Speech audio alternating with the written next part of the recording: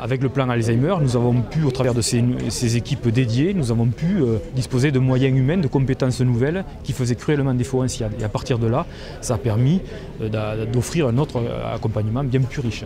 Ce qu'a impulsé le plan, c'est ça, c'est cette facilité. Alors c'est peut-être pas un bon terme parce que les fonds ne s'obtiennent pas quand même sur un claquement de doigts, mais en tous les cas, ça a simplifié beaucoup la recherche de financement. Et par exemple, pour un des suivis de nos cohortes, il a fallu simplement un seul financement délivré par le plan Alzheimer pour pouvoir permettre le suivi de ces cohortes. Donc un seul financement unique et d'envergure. Ma question, c'était est-ce que vraiment on a anticipé l'après-plan et est-ce qu'il y a des éléments qui pourraient nous rassurer? Je pense que ce qui est beaucoup ressorti, ce qui était ma question, mais celle aussi des collègues, c'était la pérennité effectivement des actions mises en place au-delà du plan. Donc voilà, on est à 3/4 de la mise en place du plan. On sait que les mesures, en particulier la mesure de la Maïa, sont des mesures qui sont longues à mettre en place.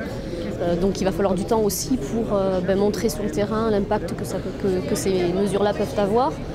Donc oui, pour moi, c'était ce message-là, il est important. C'était l'inquiétude de tous de savoir, voilà, au-delà de 2012, qu'est-ce qui va se passer par rapport à ces différentes mesures et pour nous. Donc voilà, le message est plutôt rassurant, me semble-t-il.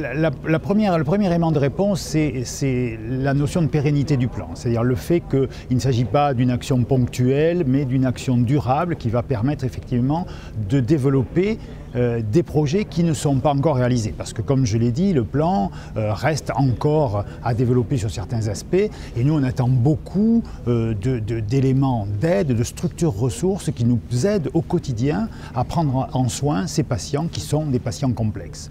Donc là, la pérennité du plan nous laisse espérer que ce qui n'a pas encore été réalisé et qui nous paraît intéressant pourrait voir le jour dans les années qui viennent. La réponse du président nous a rassurés dans la mesure où on sent qu'il y a une réflexion et que ce plan ne prendra pas fin du jour au lendemain. Donc ça c'est très bien, on sent que des choses sont anticipées et notamment via, et ça j'ai toujours trouvé que c'était une très très bonne idée, une meilleure concertation, un meilleur travail de coopération entre les équipes de pointe en Europe qui travaillent sur la maladie d'Alzheimer parce que la recherche évidemment ne connaît pas les frontières. Ce que je retiens, c'est que je souhaite, ça a été exprimé par le président et les différents ministres, que ce plan soit pérennisé parce qu'il constitue une réponse positive aux problèmes se posant sur le terrain.